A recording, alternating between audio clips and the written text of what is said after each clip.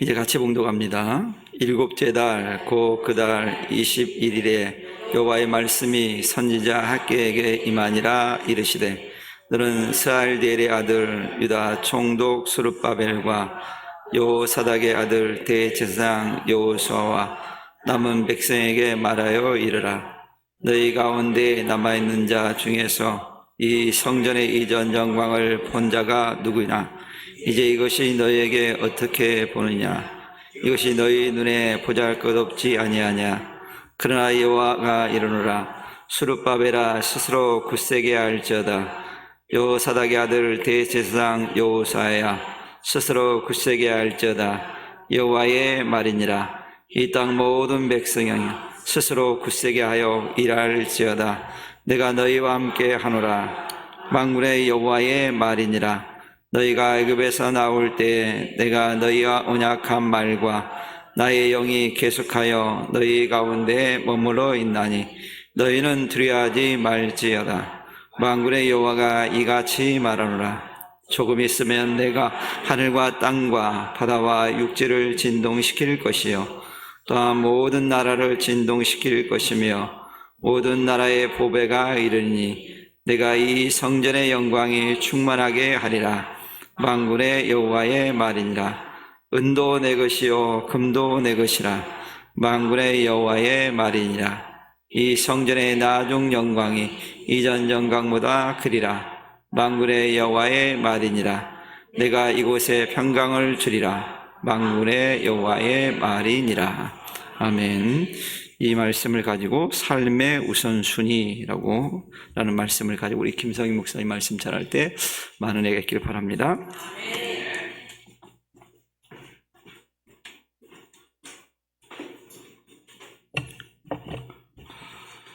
네, 오늘날 살아가는 현대인들은 매우 바쁘고 분주한 삶을 살아가고 있습니다. 이것은 어린 아이들이나 어른들도 마찬가지입니다.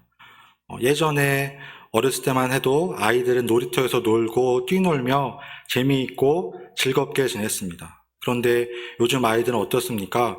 초등학교에만 들어가도 학교 끝나고 학원에 갑니다. 학원을 한두 군데, 여러 군데 다니다 보면은 늦게 끝나기도 하고 아이들도 바쁘고 분주한 삶을 살아갑니다.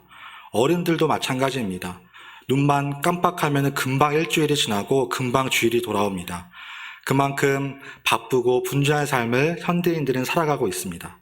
이러한 삶 가운데에 무엇을 우선시해야 되고 어떠한 일을 먼저 해야 되고 무엇이 중요한지 깨닫는 것은 너무나도 중요합니다. 교회에서 신앙생활 하는 분들은 특별히 우선순위를 잘 정해야 합니다. 자신의 일도 감당해야 되고 교회에 와서 봉사도 해야 되고 기도도 해야 되고 말씀도 묵상하려면 부지런해야 합니다. 게으르면은 이 모든 것을 감당할 수 없기 때문입니다. 제가 맨 처음에 사역을 시작하면서 힘들었던 것 중에 하나가 새벽 예배였습니다. 새벽 5시 예배를 꼭 지켜야만 했습니다.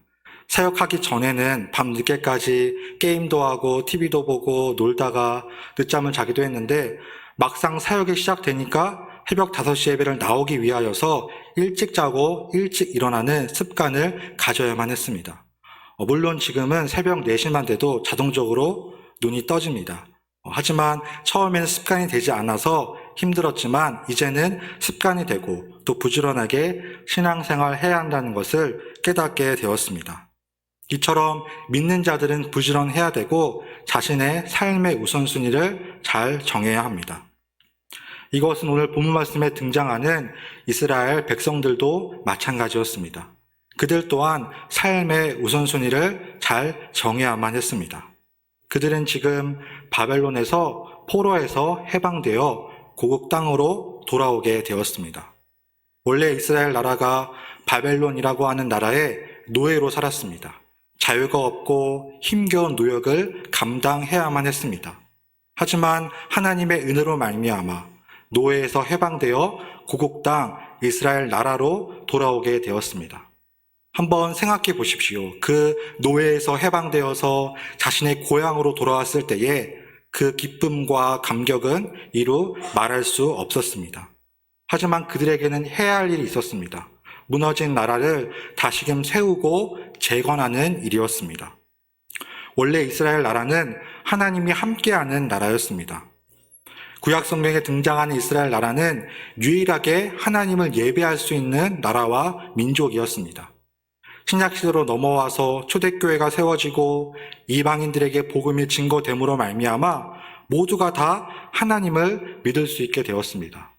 오늘날에는 우리나라뿐만 아니라 외국에도 선교사를 파송하고 선교를 나가기도 하고 해외에 지교회를 세우기도 합니다. 이처럼 모든 나라와 민족이 다 예수님을 믿고 구원을 얻을 수 있는 그러한 시대입니다. 하지만 구약 성경에는 오직 이스라엘 백성들만, 이스라엘 나라만 하나님을 예배할 수 있었고 하나님을 알고 있었습니다. 에스겔 37장 27절에 이렇게 말씀합니다. 나는 그들의 하나님이 되고 그들은 내 백성이 되리라. 나는 그들의 하나님이 되고 너희는 나의 백성이 될 것이다 라는 것처럼 큰 축복의 말씀이 없었습니다. 하나님이 함께한 이스라엘 백성들은 나라를 지혜롭게 잘 다스리고 통치할 수가 있었습니다. 하나님이, 전지전능하신 그 하나님이 이스라엘 백성들과 함께 하셨기 때문입니다. 하지만 이스라엘 백성들도 범죄하고 우상을 숭배했을 때에는 하나님으로부터 오는 심판과 형벌을 결코 피할 수 없었습니다. 이스라엘 백성들을 너무나도 사랑하시지만 그들의 죄는 미워하시기 때문입니다.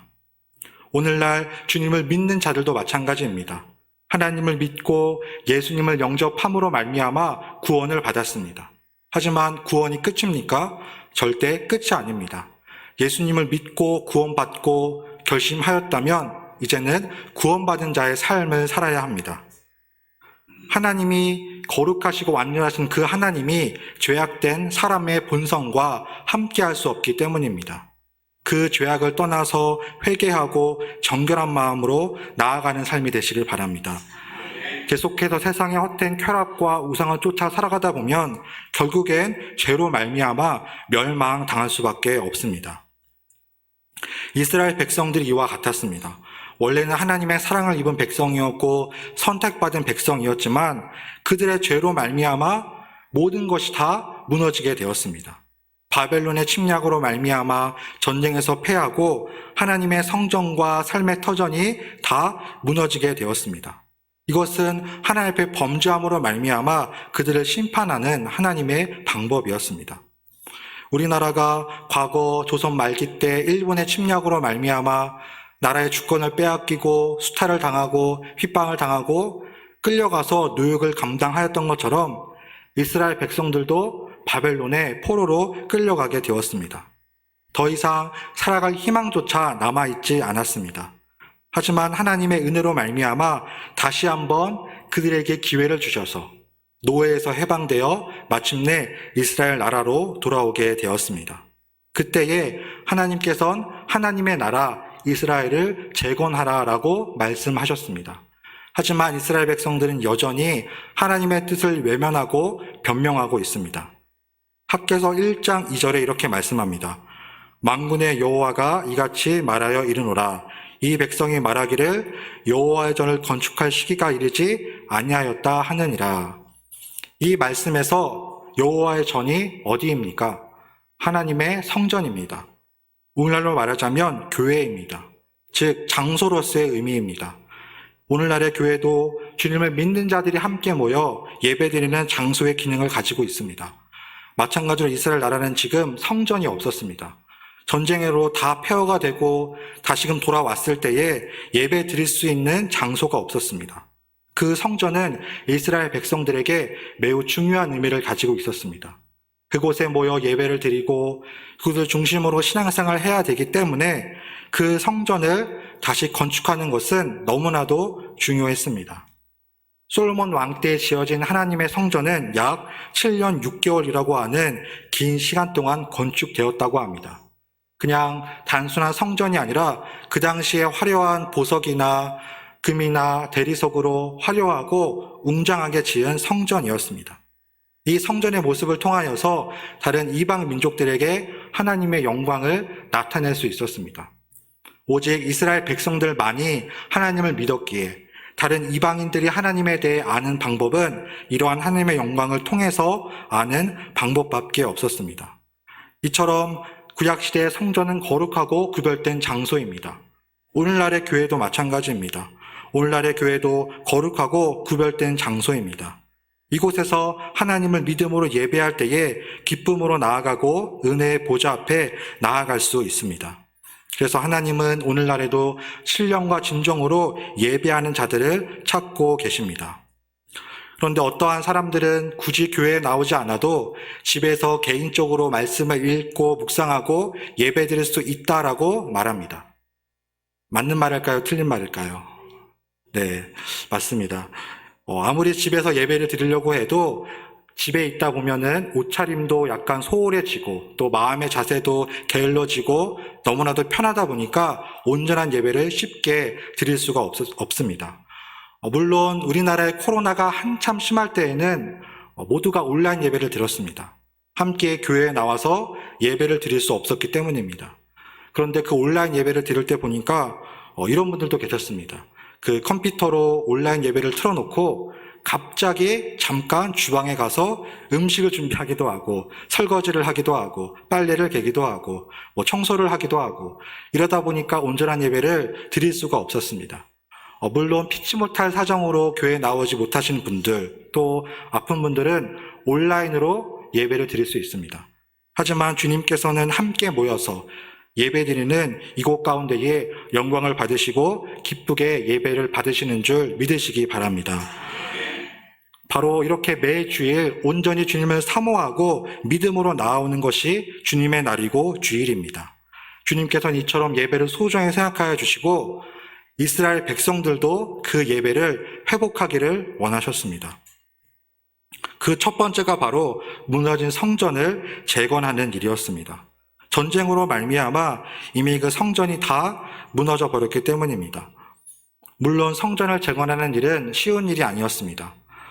바벨론 포로에서 귀환하자마자 힘든 노역을 감당해야만 했고 성전을 건축하려고 하니까 다른 이방인들의 방해와 또 여러 가지 어려움이 있었습니다. 또한 자연재해로 말미암아 극심한 고난과 어려움 가운데 있었습니다. 이러한 환경 가운데에 하나님의 성전을 건축하기는 매우 어려웠습니다. 하지만 이것이 다가 아니었습니다.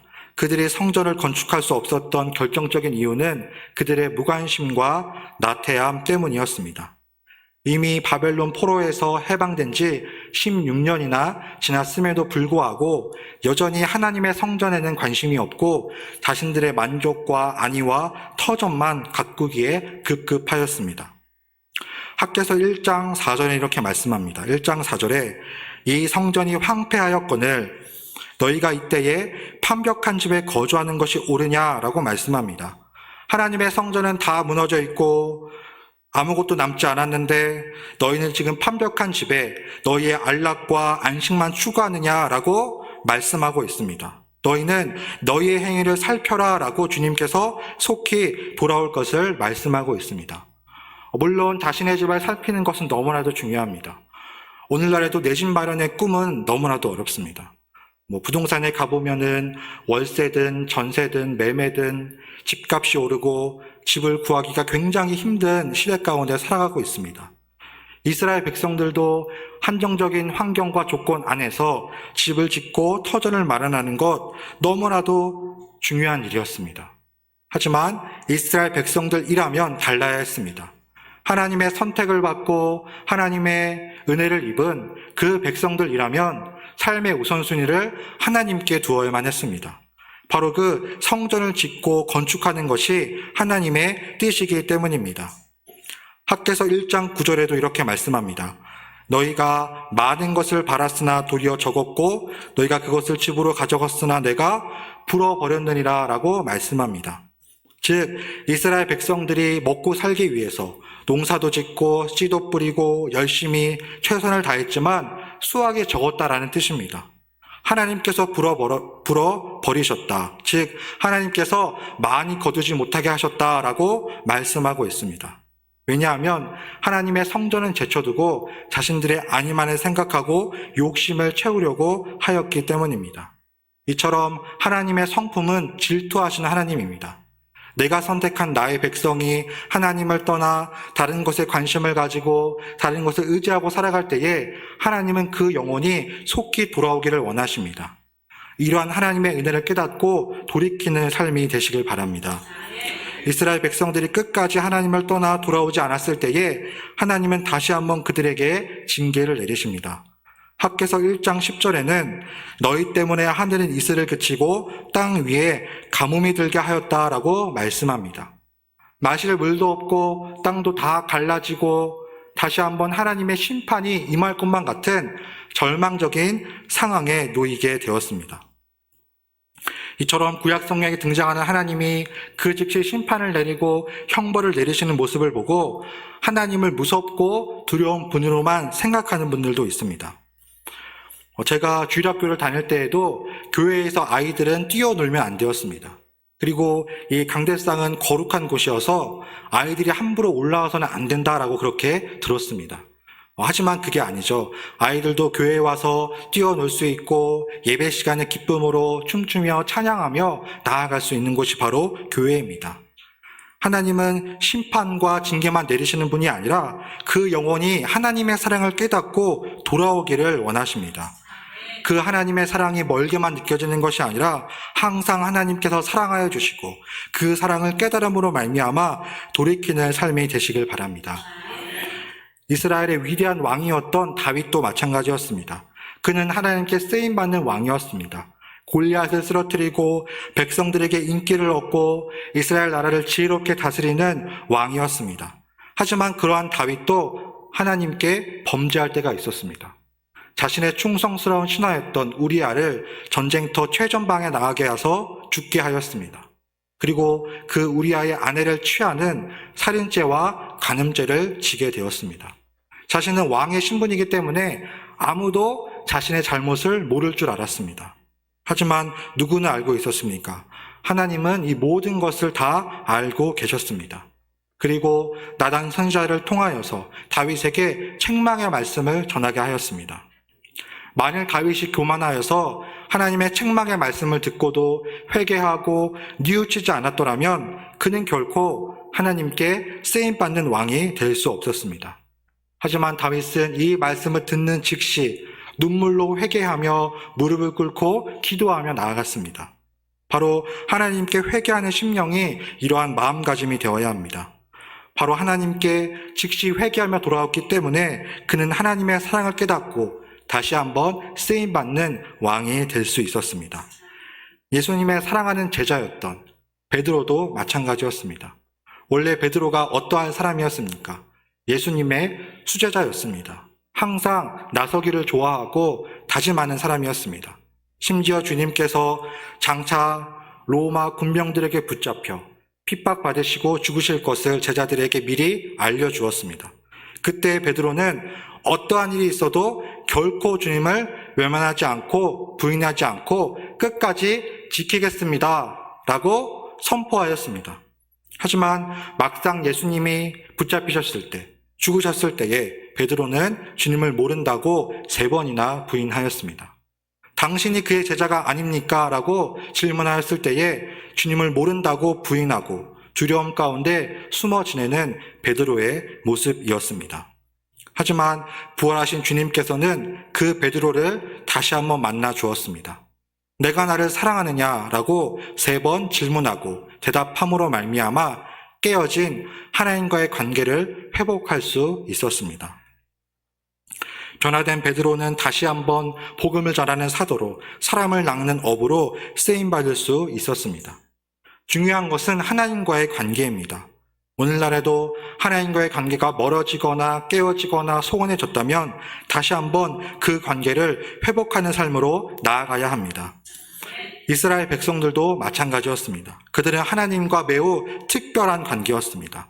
그들은 조상들로부터 하나님을 믿었고 아브라함과 이삭과 야곱의 하나님은 그들에게 복을 주어서 자손을 번성하게 하고 큰 민족을 이루게 하였습니다. 애굽에 노예로 있을 때에는 10가지 재앙을 허락해 주셔서 노예에서 해방되어 약속의 땅 가나안 땅으로 나아갈 수 있었습니다. 그런데 가나안으로 향하는 길은 빠른 기차나 열차가 없었기 때문에 40년 동안이나 광야를 헤매야만 했습니다. 하나님께서 구름 기둥과 불 기둥으로 그들을 인도하여 주었습니다. 만나와 메추라기라고 하는 일용할 양식을 그들에게 허락하여 주었습니다. 그들이 하나님의 인도하심과 보호하심 가운데 있었기 때문에 그 광야를 통과하여서 가나안 땅에 무사히 도착할 수 있었습니다. 이처럼 이스라엘 나라뿐만 아니라 우리나라도 하나님께 축복을 받은 나라입니다. 맨 처음에 우리나라에 복음이 들어온 것은 조선 말기였습니다. 언더우드나 아펜젤러와 같은 외국 선교사들이 복음을 들고 찾아왔습니다. 그런데 서로 말이 통하지 않으니까 그때에는 이제 우리나라 말로 성경을 번역해서 이렇게 배포하고 선교하는 그러한 방법으로 복음을 전했다고 합니다. 하지만 조선 말기 때에는 쇄국 정책이라고 해서 서양의 문물이나 문화나 종교를 전혀 받아들이지 않았습니다. 그리고 그것을 받아들인 사람을 박해하였습니다. 순교자들이 나타나게 되었고 선교사들도 복음을 전하다가 목숨을 잃기도 하였습니다. 하지만 그들이 끝까지 고난과 박해 가운데 복음을 전했기 때문에 우리나라가 일제감정기와 한국전쟁을 지나서 마침내 부흥하는 시기를 맞이하게 되었습니다. 1960년대와 70년대, 80년대까지 한국교회는 놀랍게 성장하고 부흥하게 되었습니다. 그 하나님의 은혜는 지금도 변함이 없습니다. 하지만 오늘날 하나님보다 세상을 더 사랑하고 하나님보다 다른 가치관에 빠져 있고 하나님보다 자신의 욕심과 욕망을 채우기에 급급한다면 그 하나님의 축복과 은혜를 결코 누릴 수 없는 것입니다. 다시 한번 이 나라가 하나님 안에서 믿음을 회복하고 하나님의 축복받은 나라가 될 수 있도록 중보하며 기도하며 나아가는 삶이 되시길 바랍니다. 마태복음 19장에 등장하는 부자 청년도 마찬가지였습니다. 이 청년은 삶의 우선순위를 하나님께 두지 못하였습니다. 그는 많은 재물을 소유한 사람이었고 어려서부터 많은 율법을 지키는 어떻게 보면 흠이 없는 완벽한 사람이었습니다. 그는 영생에 대한 갈망을 가지고 있었습니다. 주님께 나와 어떻게 하면 영생을 얻을 수 있습니까? 라고 질문하였을 때에 너가 가지고 있는 재물을 다 팔아 가난한 자들에게 나누어 주라. 그리고 와서 나를 따르라 라고 말씀하였습니다. 이 부자 청년은 자신의 재물을 사랑함으로 말미암아 주님을 따르지 못하고 근심하며 돌아갔습니다. 이 사람에게 우선순위가 어디에 있습니까? 하나님보다 재물에 있습니다. 여러분의 삶의 우선순위는 어디에 있습니까? 혹시라도 하나님보다 더 중요하고 가치 있는 것이 있다면 때로는 그것을 내려놓고 온전히 주님만을 따르는 삶이 되시길 바랍니다. 바로 그 주님 안에 세상이 줄 수 없는 참된 평안과 은혜가 있기 때문입니다. 주님께서는 이 땅 가운데 오셔서 죄인들을 구원하시기 위하여서 십자가에서 피 흘려 죽으시고 돌아가셨습니다. 다시 부활하사 영원한 생명을 허락하여 주었습니다. 바로 그 주님을 믿고 영접하는 자가 하늘의 은혜와 축복을 누릴 수 있음을 믿으시기 바랍니다. 그 주님의 은혜를 무엇과도 바꿀 수 없기 때문에 삶의 우선순위를 주님께 두는 것입니다. 오늘 본문에 등장하는 이스라엘 백성들은 이러한 삶의 우선순위를 마침내 깨달았습니다. 그리고 성전 건축을 시작하였습니다. 이때에 학개 선지자는 이렇게 말씀합니다. 학개서 2장 3절입니다. 너희 가운데에 남아있는 자 중에서 이 성전의 이전 영광을 본 자가 누구냐? 이제 이것이 너희에게 어떻게 보이느냐? 이것이 너희 눈에 보잘것없지 아니하냐라고 말씀합니다.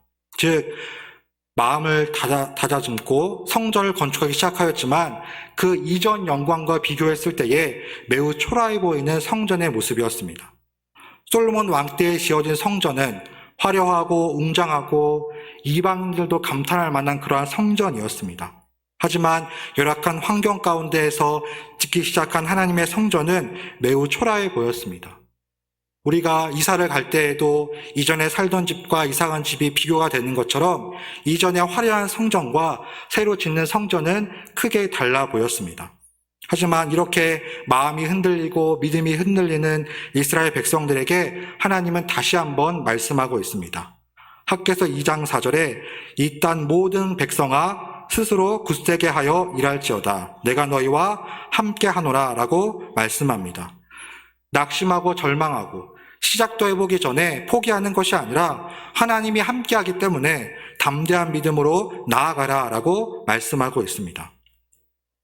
학개서 1장 8절도 마찬가지입니다. 너희는 산에 올라가서 나무를 가져다가 성전을 건축하라. 그리하면 네가 그곳으로 말미암아 기뻐하고 또 영광을 얻으리라. 아멘. 하나님께서는 산에 있는 나무를 가져다가 성전을 지어도 그것으로 말미암아 기뻐한다라고 말씀합니다. 사람은 사람을 판단할 때에 겉모습만 보고 판단하기 쉽습니다. 만일 하나님께서 겉모습을 중요하게 생각하신다면 이 성전이 초라하고 나무로 짓고 보잘것없기 때문에 형편없다고 말할 것입니다. 하지만 하나님은 마음의 중심을 보시기 때문에 눈에 보이는 화려함이 아니라 그 성전을 짓고 회복함으로 말미암아 하나님께 나아가기를 원하는 백성들의 마음의 중심을 보셨습니다. 바로 그 중심을 하나님께서 기쁘게 받으셨습니다. 학개서 2장 5절에도 이렇게 말씀합니다. 너희가 애굽에서 나올 때에 내가 너희와 언약한 말과 나의 영이 계속해서 너희 가운데 머물러 있나니 너희는 두려워하지 말라라고 말씀합니다. 무엇 때문에 두려워하지 말라라고 말씀합니까? 하나님과 이스라엘 백성들의 언약, 그 언약으로 말미암아 두려워하지 말 것을 말씀하고 있습니다. 언약은 약속보다 매우 중요한 개념입니다. 약속은 틀어질 때가 있습니다. 시간 약속을 하거나 점심 약속을 하거나 무슨 약속을 해도 틀어지거나 깨질 수가 있습니다. 하지만 언약은 약속보다도 더 중요한 개념입니다. 부동산에서 이사를 갈 때에 월세나 전세나 매매로 갈 때에 계약서를 쓰지 않습니까? 그래서 서로 함께 모여서 계약서를 쓰고 사인을 하고 도장을 찍음으로 말미암아 거기에 명시된 기간만큼 살 수 있도록 법적으로 보장을 해주는 것입니다. 마찬가지로 하나님과 이스라엘 백성들의 관계는 보통 관계가 아니라 언약의 관계였습니다. 그 변함없는 하나님의 언약이 있기 때문에 이스라엘 백성들은 어떠한 상황 가운데서도 흔들리지 않고 믿음으로 나아갈 수 있었습니다. 이스라엘 백성들이라고 해서 범죄하지 않았겠습니까? 그들도 우리와 여러분들과 똑같은 사람이기 때문에 때로는 범죄하고 넘어질 때가 있었습니다. 그럴 때마다 하나님의 심판과 형벌이 임하였지만 그 언약의 말씀으로 말미암아 다시 한번 회복하며 나아갈 수 있었습니다. 여러분의 신앙생활도 마찬가지입니다. 때로는 하나님 뜻대로 믿음으로 살아야 하지만 흔들릴 때가 있습니다. 그 세상의 유혹과 핍박과 사탄 마귀의 교모한 유혹으로 말미암아 흔들릴 때가 있습니다. 그 유혹이 얼마나 달콤한지 조금만 발을 잘못 들여도 쉽게 빠질 수가 있습니다. 그렇게 넘어지고 쓰러지고 죄악 가운데 방황할 때도 있지만 다시 한번 변함없는 하나님의 언약의 말씀을 붙잡고 돌아오는 삶이 되시길 바랍니다. 아무리 죄를 짓고 범죄하고 방황하여도 여러분들을 향한 하나님의 사랑은 변함이 없기 때문입니다. 이스라엘 백성들도 이러한 하나님의 사랑을 깨닫고 이제는 순종함으로 성전을 짓고 거기서 예배하고 회복함으로 나아갔습니다. 그러할 때에 오늘 본문 9절에 이렇게 말씀하고 있습니다. 이 성전의 나중 영광이 이전 영광보다 크리라. 만군의 여호와의 말이니라. 내가 이곳에 평강을 주리라. 아멘. 주님께서는 이곳 가운데 평강을 주겠다고, 이 성전의 나중 영광이 이전보다 크리라 라고 말씀하고 있습니다. 사람의 눈으로 볼 때에는 분명히 형편없고 보잘것없이 보일지라도 하나님께서는 그들의 마음을 기쁘시게 받으셨습니다. 그리고 이렇게 지어진 성전으로 말미암아 이스라엘 나라는 나라를 굳건히 세워가고 다시 한번 하나님께 쓰임받는 나라가 될 수 있었습니다. 이렇게 다시 건축된 성전은 나중에 예수님의 말씀처럼 로마 군대의 침략으로 말미암아 다시 한번 무너지게 되었습니다. 하지만 예수님 이후에는 또다시 성전을 지으라라고 말씀하지 않으셨습니다. 왜냐하면 온 세계 민족 열방 가운데 복음이 선포되어지고 초대교회가 세워졌기 때문입니다. 또한 주님께서는 마음의 성전을 짓겠다라고 말씀하셨습니다. 주를 믿는 자들이 함께 모여 예배하는 그곳이 바로 하나님의 성전이 하나님의 영이 임하는 그러한 곳이기 때문입니다. 하나님의 나라가 함께하기 때문에 어떠한 상황 가운데서도 흔들리지 않는 믿음으로 나아갈 수 있습니다. 야고보서 2장 26절 이렇게 말씀합니다. 행함이 없는 믿음은 죽은 믿음이라. 하나님을 믿는다고 하면서 아무 행함도 없으면 곧 죽은 믿음과 같습니다. 삶의 우선순위를 하나님께 두고 믿음으로 행하는 삶이 되시길 바랍니다. 내가 어떤 큰 무언가를 해서가 아니라 주님의 몸된 교회를 위하여서 작은 헌신과 섬김도 하나님께서 기쁘시게 받으시는 줄 믿으시기 바랍니다. 그렇게 삶의 우선순위를 하나님께 두고 믿음으로 행할 때에 하나님께 쓰임받는 삶이 될 수 있습니다. 그래서 여러분의 삶 가운데에 이런 하나님의 평안과 은혜와 축복이 임하는 복된 삶이 다 되시길 주님의 이름으로 축복합니다. 기도하시겠습니다.